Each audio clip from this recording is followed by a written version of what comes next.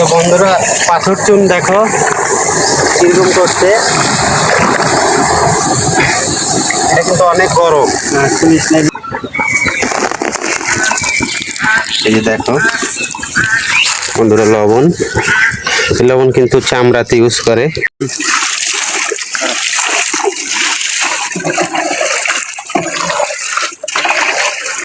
আসসালামু আলাইকুম বন্ধুরা, কেমন আছো? নিশ্চয়ই ভালো আছো।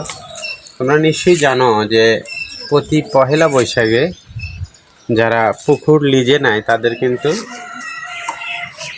একটা মৌসুম চলে আসে, তারা নতুন নতুন পুকুর লিজে নেয়। তোমরা নিশ্চয়ই জানো আমার বেশ কয়েকটি পুকুর ছিল, তার ভিতরে দুই একটা পুকুর আমার লিজ চলে গেছে এই পয়লা বৈশাখে, মেয়াদ উত্তীর্ণ হয়েছিল। তো আমি নতুন একটা পুকুর নিয়েছি, সেটা তোমাদেরকে দেখাবো এবং পুকুরে কি করে পুকুর প্রস্তুত করব সেটা তোমাদেরকে দেখাবো। আমি নতুন একটা পুকুর নিয়েছি। এই পুকুরটি অনেক বড় ছিল, তোমরা দেখতে পারবে। এই পুকুরটি অনেক বড় ছিল, প্রায় 3-4 বিঘার ভিতরে ছিল। এখন কিন্তু অনেক ছোট হয়ে গেছে, আশেপাশে অনেক বাড়ি হয়ে গেছে, আর পুকুরটি কিন্তু মজা হয়ে গেছে। তোমরা নিশ্চয়ই জানো যে বাংলাদেশে যখন ইংল্যান্ড থেকে যারা ওই ডিআরডিপি, তোমরা শুনে থাকবে, অনেকের কাছে অনেকের মুখে শুনে থাকবে যে ডিআরডিপি একটি অফিস করেছিল এই বাংলাদেশের উন্নয়নের জন্য। আসলে উন্নয়ন না, তারা বাংলাদেশে মূলত ব্যবসা করার জন্য এসেছিল।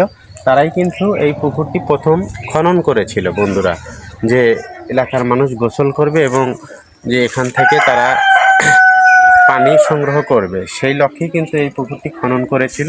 সেটি কিন্তু এখন ধীরে ধীরে যে পুড়ে গেছে সেটি কিন্তু তোমাদেরকে দেখাবো। আর এটি কিন্তু আমি মূলত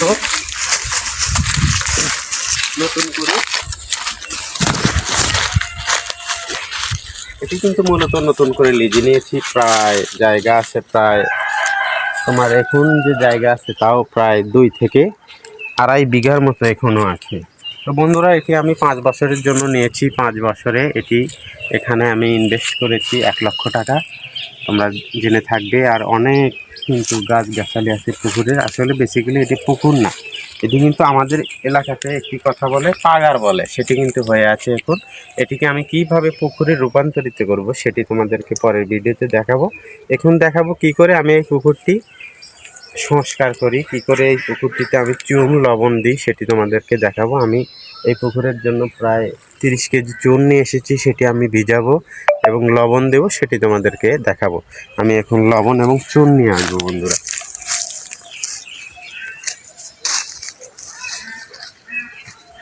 আশেপাশে সব জঙ্গল কিন্তু কেটে ফেলবো, এইগুলো সব আমি কেটে ফেলবো। তাদের সাথে কথা হয়েছে আমার যে আমি কিন্তু এগুলো রাখবো না। তারা বলেছে তুমি যেভাবে পারো পুকুরকে পরিচ্ছন্ন করতে, যতটুকু পারো কর্তন করবে, সেটি আমাকে সেই অধিকার কিন্তু তারা দিয়ে দিয়েছে।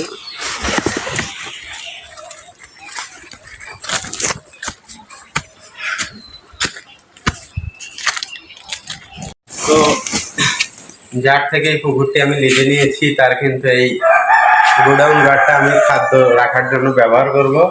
মূলত এখানে কিন্তু এই যে 1 বস্তা লবণ 50 কেজি, আর এই যে এখানে কিন্তু চুন 30 কেজি চুন। আমাদেরকে দেখাই,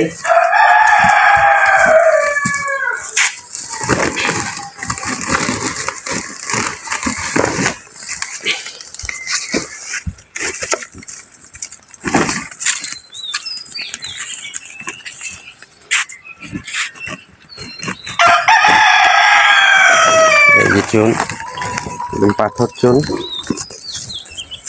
এটা আমি এই ছালা সহ পানিতে ভিজিয়ে দেব।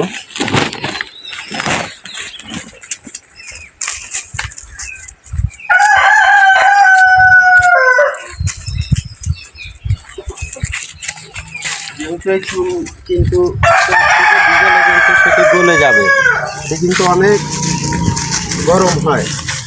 যখন পানিতে দেব চুন কিন্তু এটা বুদবুদ করবে।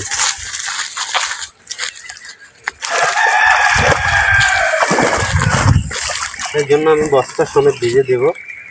বস্তাটাকে আমি একটু এই যে দেখো বন্ধুরা, পানিতে চুন ভিজালে কীরকম করে সেটি তোমরা নিজের চোখে দেখবে আজকে।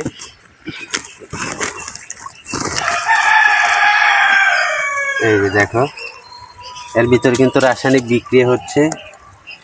এই যে এটা কিন্তু অনেক গরম হয়ে যাচ্ছে, তো আমি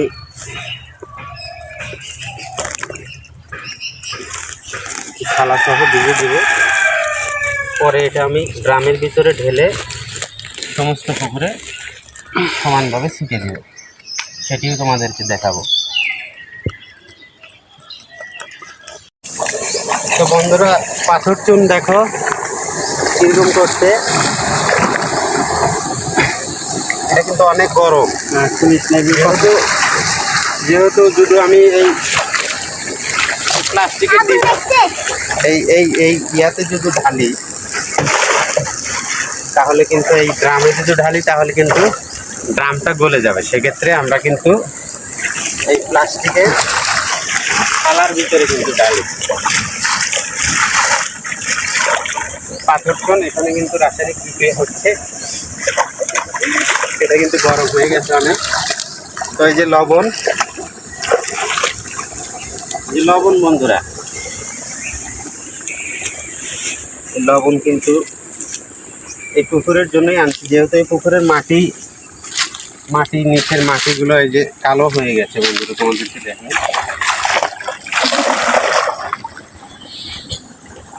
দেখো মাটি নষ্ট হয়ে গেছে। মাটির গুণাগুণ ঠিক রাখার জন্য কিন্তু আমরা লবণ ব্যবহার করব। সেক্ষেত্রে কিন্তু অনেকেই আছে অনেক কিছু ইউজ করে, যেমন জিওলাইট আছে, ইউকা আছে, এগুলি ইউজ করে। তোমাদেরকে অনেক কোম্পানি কিন্তু বলবে যেগুলি ইউজ করো। আসলে যদি বোঝা থাকে, জানা থাকে, সস্তা জিনিসই কিন্তু অনেক মূল্যবান জিনিস হয়ে যায়। প্রাচীনকালে যখন ওষুধ আবিষ্কার হয়নি, তখন কিন্তু মানুষ এই গাছগাছালির পুরি কিন্তু প্রকৃতির পুরি কিন্তু মানুষ নির্ভরশীল ছিল। তো এখন মানুষ অনেক অলস হয়ে গেছে, সেক্ষেত্রে কিন্তু হাতের কাছে তারা যা পাচ্ছে তাই কিন্তু খেয়ে নিচ্ছে। বন্ধুরা, তোমরা দেখবে যে লবণ কী করে পুকুরে দিতে হয়।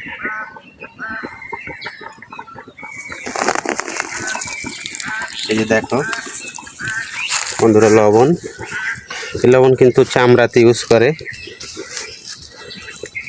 এটা আমি এই পুকুরে দেবো। এখানে 50 কেজি আছে, প্রতি শতাংশে প্রায় হাফ কেজির একটু নিচে পড়বে। এটা কিন্তু আমি এইভাবে ছিটে দেবো। বন্ধুরা,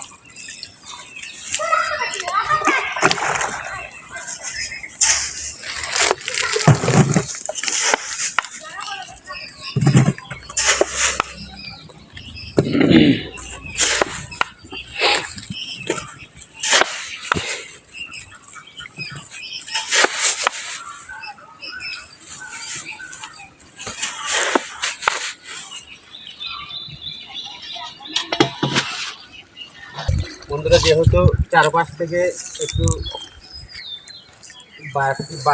বাড়িতে বৃষ্টির পানি ধোয়াগুলো চলে আসে, তার কারণে যেহেতু মাছ নেই, সেহেতু কিন্তু পুকুরে এই ক্ষেত্রে রেডি করছি। মাছ থাকলে লবণ দেওয়া যাবে, কিন্তু পরিমাণে কম।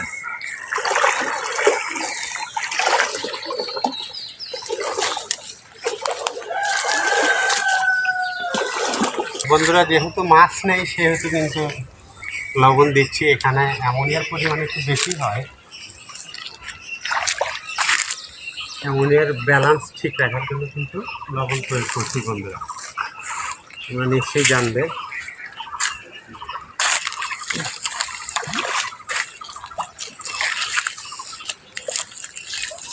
লবণ দেওয়ার পর কিন্তু চুন প্রয়োগ করব।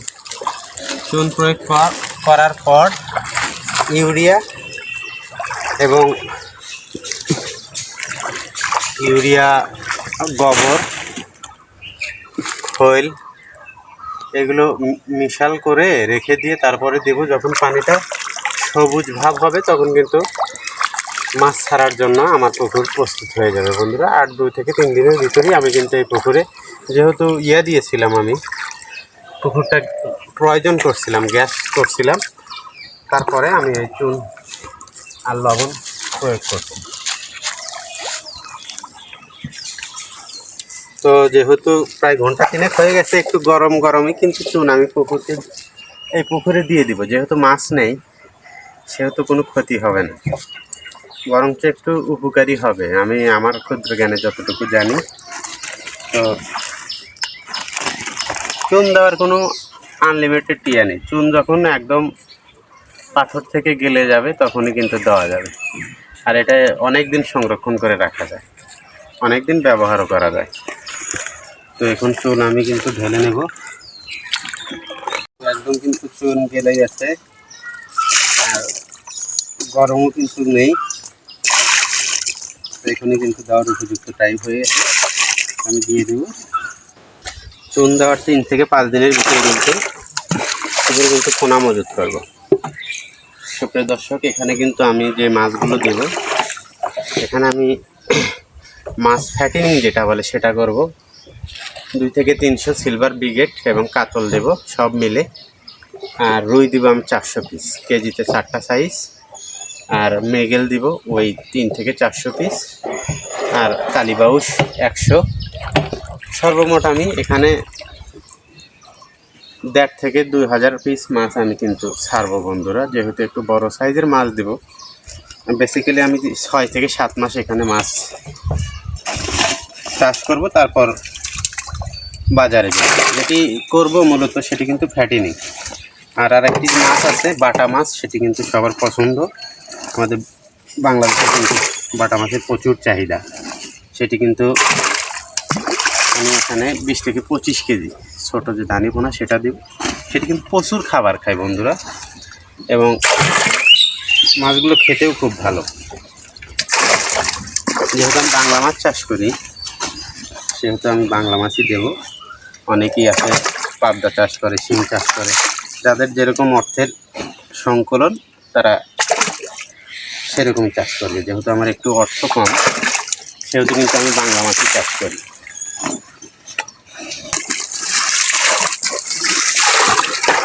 কিন্তু পানি নিব, তারপর নাড়াচাড়া দিয়ে সমানভাবে চুন কিন্তু আমি ঘুটে নেব বন্ধুরা। তারপরে সমান করে পুকুরে এইভাবে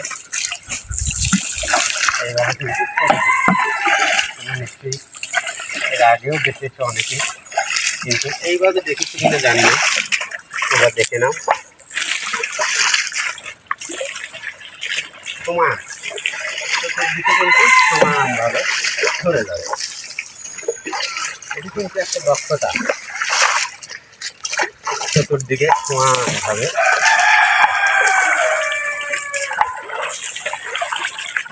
প্রত্যেক জিনিসেরই কিন্তু একটা গুরু থাকে।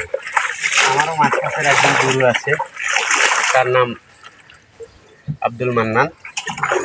তার হাতেই কিন্তু আমি মাছ চাষ শিখেছি প্র্যাকটিক্যালে।